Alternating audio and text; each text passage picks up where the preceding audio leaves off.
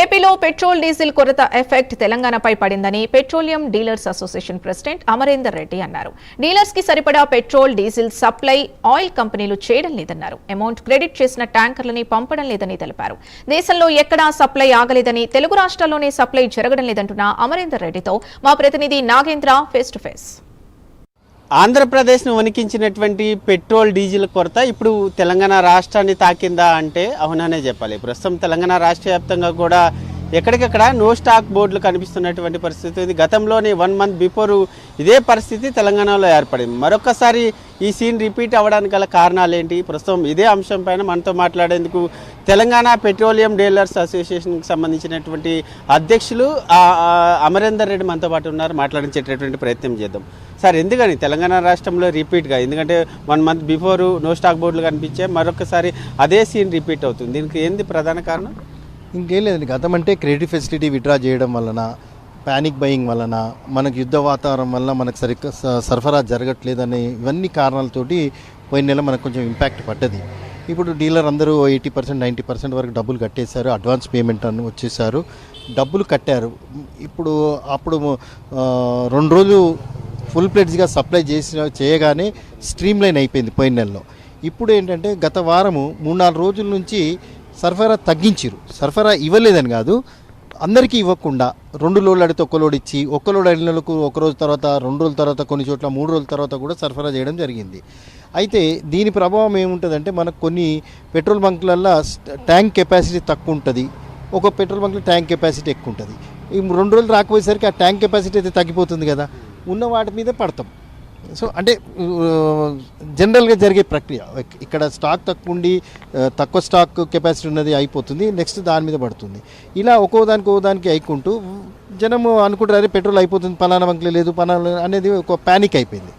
దానికి వీళ్ళు సరఫరా కనుక సరిగా చేసి ఉంటే ఈరోజు మనకి స్థితి వచ్చేది కాదు. ఇదేంటంటే వాళ్ళు బహుశా నష్ట నివారణ చర్య కింద తగ్గించి చూద్దామని ఏమైనా ప్రయత్నించినట్టుగా మాకు అనుమానం వస్తుంది. రెండవది ఏంటంటే, మనకు పక్క రాష్ట్రాలు, ఇప్పుడు తమిళనాడు, కర్ణాటక, ఇక్కడెక్కడ ఈ ప్రాబ్లం లేదు. ఇప్పుడు మేము మిగతా రాష్ట్రాలతో మాట్లాడితే మా దగ్గర షార్టేజ్ అలాంటిది ఏం లేదు, మీ దగ్గర ఎందుకు వస్తుంది అనేది ప్రశ్న వస్తుంది. సో మరి అది ఏమై ఉంటుంది ఏంటి అనేది మాకు కూడా అర్థం అవ్వట్లేదు. సార్, ముఖ్యంగా ఏపీకి సంబంధించి దాదాపు ఒక వారం రోజుల నుంచి పెట్రోల్ బంకులన్నీ కూడా క్లోజ్ అయినాయి. దాని ఎఫెక్ట్ ఏమన్నా ప్రధానంగా ఇక్కడ ఏమైనా పడింది అనుకోవాలి? ఎందుకంటే పబ్లిక్ అంతా ఆ ప్యానిక్తో ఇక్కడికి క్యూ కడుతున్నారు అనుకోవాలి. అది కూడా ఒక కారణం కదా, అదొక కారణం, సప్లై తగ్గడం ఒక కారణం, 2 కలిపితే ఈ సిచ్యువేషన్. సివిల్ సప్లై కమిషనర్ మాట్లాడుతూ తెలంగాణ రాష్ట్రంలో ఎటువంటి సప్లై కొరత లేదు, కావాల్సిన దానికంటే ఎక్కువ సప్లై అవుతుందని చెప్తున్నారు. ఇప్పుడు నిన్న ఒక డాటా ఇచ్చిండండి. 7,300 కేఏలు పెట్రోల్, 11,000 చిల్లర కేఏలు డీజిల్ అని ఇచ్చాడు. రైట్, నిన్న సరఫరా జరిగింది. గత వారం తగ్గింది అంటున్నాం కదా, ఆ సరఫరా ఎంత అయిందనేది డాటా ఉండాలి కదా. అప్పుడు వాళ్ళు మాకు తగినంత సరఫరా చేసిర్రా, చేయలేదా, అది కమిషనర్ గారు వాళ్ళతో తీసుకుంటే తెలుస్తుంది. ఇప్పుడు మాకు డేటా ఇవ్వరు, మేమేమో ఇవ్వలేదు, మా బంక్లోకి అయితే రాలేదు, వస్తే స్టాక్ పెట్టుకొని కూర్చోలేము, ఇప్పుడున్న పరిస్థితుల్లో స్టాక్ ఆపే పరిస్థితి లేదు. మరి అలాంటప్పుడు మేము వచ్చి ఇన్స్పెక్షన్ చేసుకోవచ్చు. కొన్ని చోట్ల జరుగుతున్నాయి, ఇప్పుడు శ్రీశైలం హైవేలో ఇన్స్పెక్షన్ జరుగుతున్నాయి. ఇప్పుడు సిటీలో ఏఎస్ఓలు వాళ్ళంతా పంపులోకి వచ్చి స్టాక్ తీసుకుంటున్నారు, చూసుకొని వెళ్తున్నారు. మళ్ళీ అంత క్లారిటీ ఉన్నాం కదా డీలర్స్ అంతా. సార్, ముఖ్యంగా ఈ 5 రాష్ట్రాల ఎన్నికలు కంప్లీట్ అంటే రేపుతో కంప్లీట్ కాబోతున్నాయి.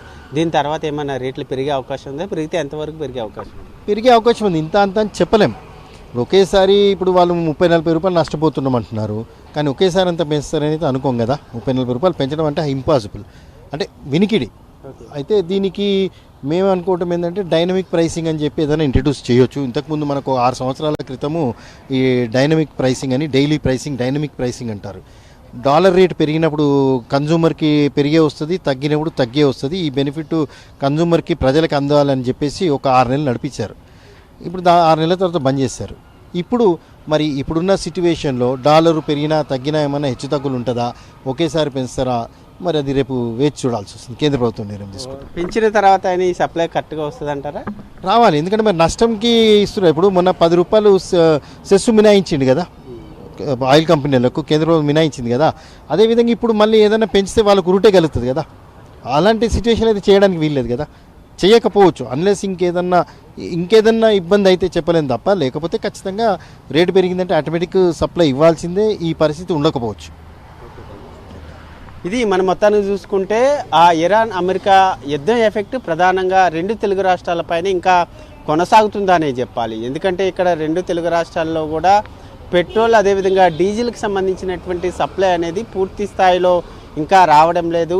ఆ సప్లై రాకపోవడం వల్లనే ఇక్కడ పెట్రోల్ బంకుల్లో నో స్టాక్ బోర్డులు ఏర్పాటు చేసుకుంటున్నటువంటి పరిస్థితి ఉంది. ముఖ్యంగా రేపటితో ఈ 5 రాష్ట్రాలకు సంబంధించినటువంటి ఎన్నికలు కంప్లీట్ అయిన తర్వాత పూర్తి స్థాయిలో సప్లై అయ్యేటటువంటి అవకాశం ఉందంటూ కూడా పెట్రోలియం డీలర్స్ అసోసియేషన్కి సంబంధించినటువంటి అధ్యక్షులు చెప్తున్నటువంటి పరిస్థితి అయితే కనిపిస్తుందని చెప్పాలి. వీడియో జర్నలిస్ట్ భానుతో నాగేంద్ర, హైదరాబాద్, ప్రైమ్ 9 న్యూస్.